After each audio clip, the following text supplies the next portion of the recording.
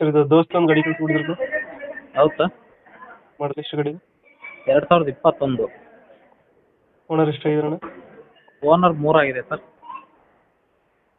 running ಎಷ್ಟಾಗಿದೆ ಗಾಡಿ 85,000 ಆಗಿದೆ ಟೈರ್ ಗಾಡಿ ಟೈರ್ 4 ವರ್ಷ ಇದ್ದಾವೆ ಲೋನ್ ಇದೆಯಾ ಗಾಡಿ ಹಾಂ ಲೋನ್ ಇದೆ ಸರ್ ಲೋನ್ ಇದೆ